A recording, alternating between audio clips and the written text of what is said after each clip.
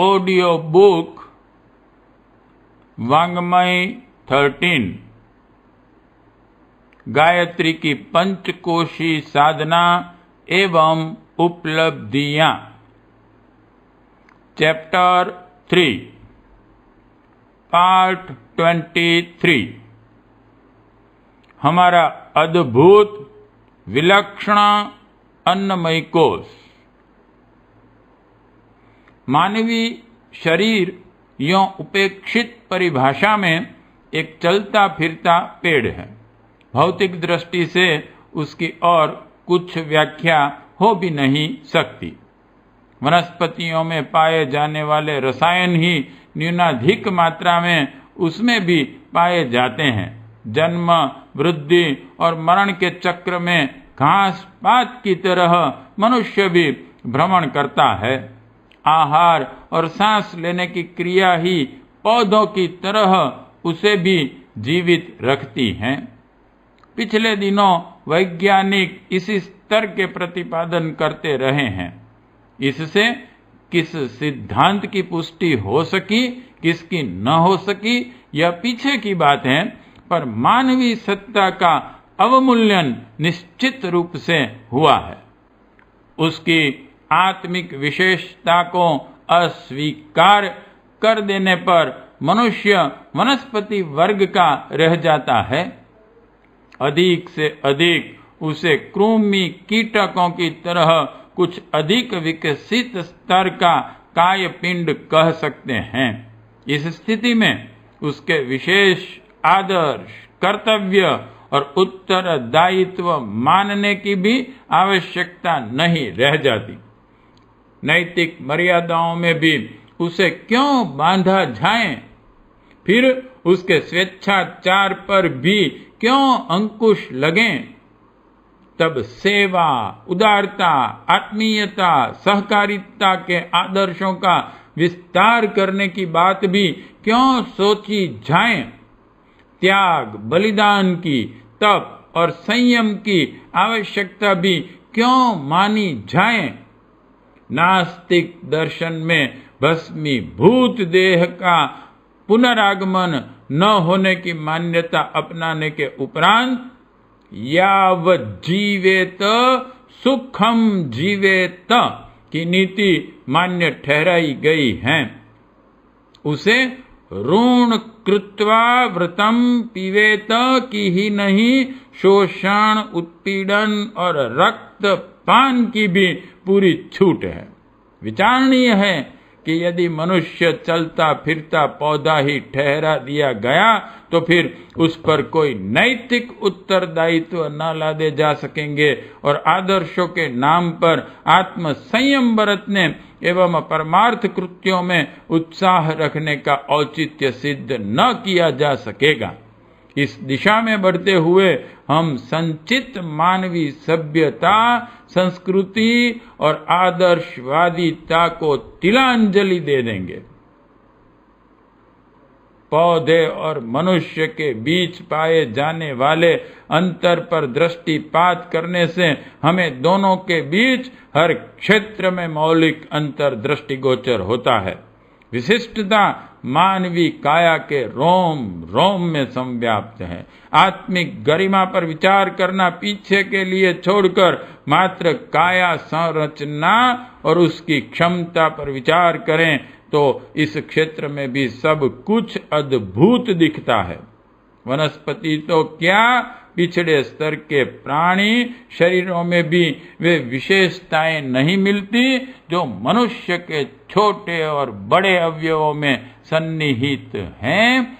कलाकार ने अपनी सारी कला को इसके निर्माण में झोंका है। शरीर रचना से लेकर मन संस्थान और अंतःकरण की भाव संवेदनाओं तक सर्वत्र असाधारण ही असाधारण दृष्टिगोचर होता है।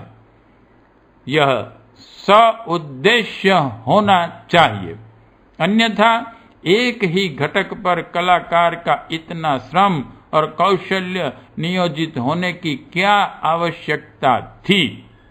यह मात्र संयोग नहीं है और न इसे रचनाकार का कौतूहल कहा जाना चाहिए। मनुष्य को विशेष प्रयोजन के लिए बनाया गया। इस विशेष को संपन्न करने के लिए उसका प्रत्येक उपकरण इस योग्य बनाया गया है कि उसके कण कण में विशेषता देखी जा सके। इन साधारण उपकरणों के सहारे ही वह आत्म कल्याण एवं विश्व कल्याण जैसे महान प्रयोजन संपन्न कर सकने में समर्थ हो सकता है। सृष्टा ने इसी साज सज्जा से अलंकृत करके उसे इस संसार में अभिष्ट कर्तव्यों का निर्वाह करने के लिए भेजा है। हृदय की धड़कन में सिकुड़न की सिस्टॉल और फैलने का डायस्टॉल क्रिया होती रहती है। इसी क्रिया के कारण रक्त संचार होता है और जीवन के समस्त क्रियाकलाप चलते हैं। यह रक्त प्रवाह नदी नाले की तरह नहीं चलता, वरन पंपिंग स्टेशन जैसी विशेषता इसमें रहती है। पंप में झटका मारने की क्रिया होती है, उससे गति मिलती है। नीचे की दिशा में तो प्रवाह अपने आप भी होता है, पर ऊपर की ओर ले जाना हो तो उससे पीछे शक्ति का दबाव होना आवश्यक है। आकुंचन प्रकुंचन से झटका लगता है और उसके दबाव से रक्त चक्र नीचे और ऊपर आने की दोनों आवश्यकताएं पूरी कर लेता है। हृदय की धड़कन रक्त के परिभ्रमण में काम आने वाली गति की व्यवस्था करती है। कोई यंत्र लगातार काम करने से गर्म हो जाता है। श्रम के साथ विश्राम भी आवश्यक है। श्रम में शक्ति का व्यय होता है, विश्राम उसको फिर से जुटा देता है। हृदय के आकुंचन प्रकुंचन से जहाँ झटके द्वारा शक्ति उत्पादन की आवश्यकता पूरी होती है, वहाँ इन दोनों क्रियाओं के बीच मध्यांतर की अवधि में विश्राम का लाभ भी उसे मिलता रहता है। एक धड़कन 1 मिनट के 72वें भाग में सेकंड के 5/6 भाग से संपन्न होती हैं। इस अल्प विधि में ही असंख्य विद्युत तरंगे उस संस्थान से प्रवाहित होती है। इन तरंगों के विद्युत आवेशों को इलेक्ट्रोकार्डियोग्राम के माध्यम से रिकॉर्ड करके हृदय की स्वास्थ्य परीक्षा की जाती है। नवजात शिशु की प्रगति आवश्यकता के अनुरूप उन दिनों हृदय के मिनट में 140 बार धड़कता है, किंतु वह जरूरत कम होते जाने से यह चाल भी घटती है। 3 वर्ष के बच्चे का 1 मिनट में 100 बार और युवा मनुष्य का मात्र 72 बार धड़कता है। समर्थता की न्यूनाधिकता के अनुरूप धड़कन घटी बढ़ी रहती है। चूहे का हृदय 500 टाइम, चिड़ियों का 250 टाइम, मुर्गी का 200 टाइम, खरगोश का 65 बार, घोड़े का 50 बार और हाथी का 40 बार 1 मिनट में धड़कता है। मनुष्य के शिशु और प्रौढ़ के बीच समर्थता वृद्धि के अनुपात से हृदय की धड़कन भी घटती जाती है।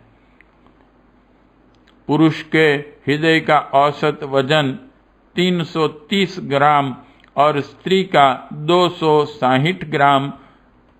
यह संपूर्ण अवयव पेरिकार्डियम नामक झिल्ली की थैली में बंद रहता है। हृदय एक होते हुए भी उसके मध्य भाग में खड़ी सेप्टम नामक मांसपेशी उसे 2 भागों में बांट देती है। यह 2 भाग भी 2-2 हिस्सों में बंटकर 4 हो जाते हैं। इनमें से ऊपरी भाग को ओरिकिल और नीचे के भाग को वेंट्रिकल कहते हैं। हृदय से फुसफुसीय धमनी में जाने की प्रक्रिया को मध्यवर्ती वाल्व नियंत्रित करते हैं। हृदय के समान ही फेफड़े भी आजीवन कभी विश्राम नहीं करते। 20 से 30 घन इंच हवा को वे बार बार भरते और शरीर को ताजगी प्रदान करते रहते हैं। बच्चों की श्वास गति 25 से लेकर 40 तक होती हैं, क्योंकि यह उनका विकास काल होता है।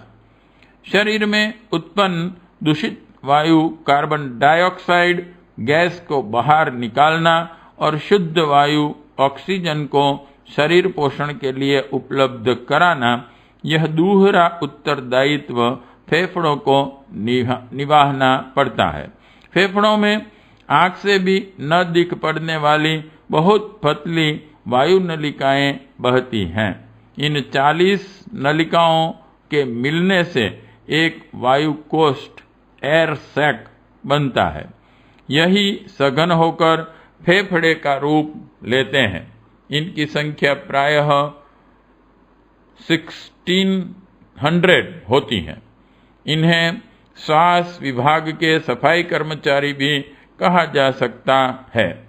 इन वायु कोष्ठों की लचक अद्भुत है। इन्हें पूरी तरह फूलने का अवसर मिले तो वे समूचे शरीर से 55 गुने विस्तार में फैल सकते हैं। साधारणतया उपलब्ध ऑक्सीजन का 4.5% अंश ही शरीर ग्रहण कर पाता है। यदि श्वास लंबी और गहरी लेने का अभ्यास डाल लिया जाए तो 3 गुनी अर्थात 13.5 तक ऑक्सीजन ग्रहण की जा सकती है। इस उपार्जन का लाभ भी शरीर पोषण के लिए 3 गुना अधिक प्राप्त हो सकता है। इसी प्रकार सफाई का कार्य 3 गुना अधिक बढ़ सकता है। जिस अनुपात से गहरी सांस द्वारा ऑक्सीजन अधिक ग्रहण की जा सकती है, उसी कार्बन डाइऑक्साइड को भी 4.5% के स्थान पर 13.5 के अनुपात से बाहर निकाला जा सकता है। कहना न होगा कि शक्ति प्राप्त करने और विषाक्तता निकालने के अनुपात बढ़ जाएं तो उससे आरोग्य वृद्धि में अत्यधिक लाभ मिलेगा। गहरी और लंबी सांस लेने की सामान्य प्रणाली डीप ब्रीदिंग भौतिक विज्ञान की प्राणायाम प्रक्रिया कहलाती है। इसमें आध्यात्मिक आधारों को भी मिला दिया जाए तो फेफड़े स्वास्थ्य संवर्धन में अद्भुत भूमिका निभाने लगते हैं। हृदय के समान ही फेफड़े भी आजीवन बिना विश्राम लिए काम करते रहते हैं। 20 से 30 घन इंच हवा वे बार बार भरते और शरीर को ताजगी प्रदान करते रहते हैं। प्रति मिनट वे 17 बार के हिसाब से धौंकनी धौंकते हैं। बच्चों की श्वास गति तो 25 से लेकर 40 तक होती है। हृदय और फेफड़े ही नहीं, अन्य छोटे दिखने वाले अवयव भी अपना काम अद्भुत रीति से संपन्न करते हैं। गुर्दों की गांठें देखने में मुट्ठी भर आकार की, भूरे कत्थई रंग की, सेम के बीज जैसी आकृति की, लगभग 150 ग्राम भारी हैं। प्रत्येक गुर्दा प्रायः 4 इंच लंबा और 2.5 इंच चौड़ा और 2 इंच मोटा होता है। जिस प्रकार फेफड़े सांस को साफ करते हैं, इसी प्रकार जल अंश की सफाई इन गुर्दों के जिम्मे हैं। गुर्दे रक्त में घुले रहने वाले नमक, पोटेशियम, कैल्शियम, मैग्नीशियम आदि पर कड़ी नजर रखते हैं। उनकी मात्रा जरा भी बढ़ जाए तो शरीर पर घातक प्रभाव डालती है। शरीर में जल की भी एक सीमित मात्रा होनी चाहिए। रक्त में क्षारीय एवं अम्लीय अंश न बढ़ने पाए, इसका ध्यान भी गुर्दों को ही रखना पड़ता है। छानते समय इन सब बातों की सावधानी वे पूरी तरह रखते हैं। गुर्दे एक प्रकार की छलनी है। इसमें 10 लाख से अधिक नलिकाएं होती हैं। इन सब को लंबी कतार में रखा जाए तो वे 110 किलोमीटर लंबी डोरी बन जाएंगी। 1 घंटे में गुर्दे इतना रक्त छानते हैं कि जिसका वजन शरीर के भार से दूना होता है। विटामिन, अमीनो अम्ल, हार्मोन, शक्कर जैसे उपयोगी तत्व रक्त को वापस कर दिए जाते हैं। नमक ही सबसे ज्यादा अनावश्यक मात्रा में होता है। यदि यह रुकना शुरू कर दें तो सारे शरीर पर सूजन चढ़ने लगेगी। गुर्दे ही हैं जो इस अनावश्यक को निरंतर बाहर फेंकने में लगे रहते हैं। दोनों गुर्दों में परस्पर अति सघन सहयोग है। एक खराब हो जाए तो दूसरा उसका बोझ अपने ऊपर उठा लेता है। गुर्दे प्रतिदिन प्रायः 2 लीटर मूत्र निकालते हैं। मनुष्य अनावश्यक और हानिकारक पदार्थ खाने से बाज नहीं आता। इसका प्रायश्चित गुर्दे को करना पड़ता है। नमक, phosphate, sulphate, potassium, calcium, magnesium, लोहा, creatinine, urea, ammonia, uric acid, hippuric acid, nitrogen आदि पदार्थों की प्रचलित आहार पद्धति में भरमार है। गुर्दे इस कचरे को मूत्र मार्ग से बाहर करने और स्वास्थ्य संतुलन बनाए रखने का उत्तरदायित्व निभाते हैं। यदि वे अपने कार्य में तनिक भी ढील कर दें तो मनुष्य ढोल की तरह फूल जाएगा और देखते देखते प्राण गंवा देगा। आमाशय का मोटा काम भोजन हजम करना माना जाता है, पर यह क्रिया कितनी जटिल और विलक्षण है, इस पर दृष्टिपात करने से आश्चर्यचकित रह जाना पड़ता है। इसे छोटी थैली की एक अद्भुत रसायनशाला ही संज्ञा दे सकते हैं, जिसमें सम्मिश्रणों के आधार पर कुछ से कुछ बना दिया जाता रहता है। कहाँ अन्न और कहाँ रक्त। एक स्थिति को दूसरी में बदलने के लिए उसके बीच इतने असाधारण परिवर्तन होते हैं, इतने अधिक रासायनिक सम्मिश्रण मिलते हैं कि इस स्तर के प्रयोजन की संसार भर में कहीं भी उपमा नहीं ढूंढी जा सकती। आमाशय में पाए जाने वाले लवणाम्ल, पेप्सिन, रेन्नेट आदि भोजन को आटे की तरह गूंदते हैं। लवणाम्ल खाद्य पदार्थों में रहने वाले रोग कीटाणुओं का नाश करते हैं। पेप्सिन के साथ मिलकर वे प्रोटीनों से पेप्टोन बनाते हैं। पैनक्रियाज में पाए जाने वाले इंसुलिन आदि रसायन शक्कर को संतुलित करते हैं और आंतों के काम को सरल बनाते हैं। इतने अधिक प्रकार के, इतनी अद्भुत प्रकृति के, इतने विलक्षण प्रतिक्रियाएं उत्पन्न करने वाले रासायनिक प्रयोग मनुष्यकृत प्रयोगशाला द्वारा संभव हो सकते हैं, इसकी कल्पना भी नहीं की जा सकती। आमाशय की रासायनिक प्रयोगशाला क्या क्या कौतुक रचती हैं और क्या से क्या बना देती हैं, इसे किसी बाजीगर की विलक्षण जादूगरी से कम नहीं कहा जा सकता। यों तो कर्ता की कारीगरी का परिचय रोम रोम और कण कण में दृष्टिगोचर होता है, पर आंख, कान जैसे अवयवों पर हुई कारीगरी तो अपनी विलक्षण संरचना से बुद्धि को चकित ही कर देती हैं। आंख जैसा कैमरा मनुष्य द्वारा कभी बन सकेगा, इसकी कल्पना भी नहीं की जा सकती।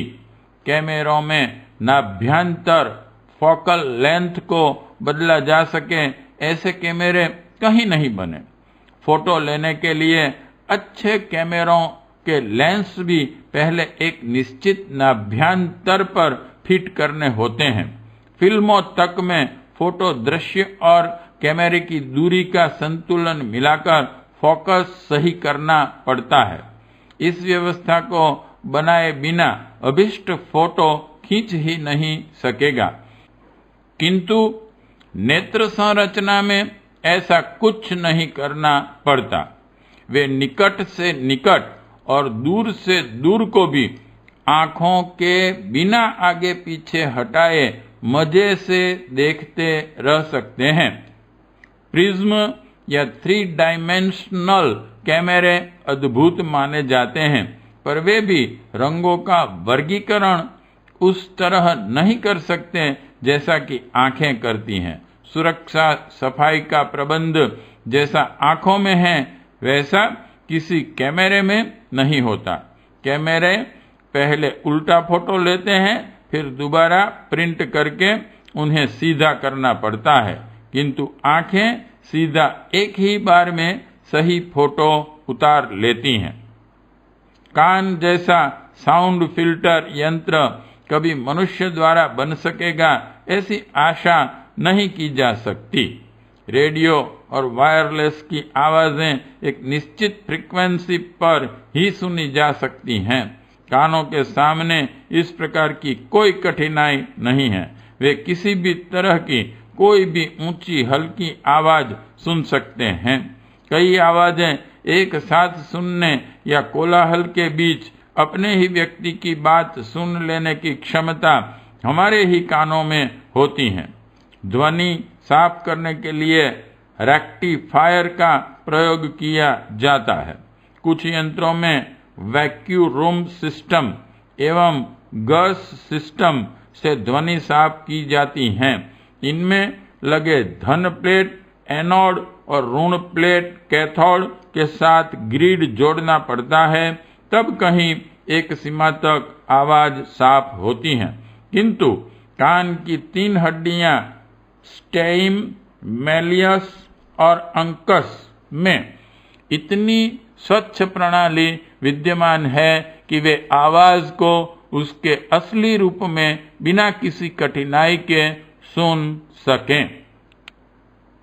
न मात्र सुनने की हैं, उस संदेश के अनुरूप अपना चिंतन और कर्म निर्धारित करने के लिए प्रेरणा देने वाली विद्युत प्रणाली कानों में विद्यमान है। सांप की फुसकार सुनते ही यह प्रणाली खतरे से सावधान करती है और भाग चलने की प्रेरणा देने के लिए रोंगटे खड़े कर देती हैं। ऐसी बहुउद्देशीय संरचना किन्हीं ध्वनि ग्राहक यंत्रों में संभव नहीं हो सकती। शरीर पर चमड़ी का क्षेत्रफल प्रायः 25 वर्ग फीट और वजन 6 पाउंड होता है। 1 वर्ग इंच त्वचा में 72 फुट लंबाई वाला तंत्रिका जाल और 12 फुट से अधिक लंबाई वाली रक्त नलिकाएं बिखरी होती हैं।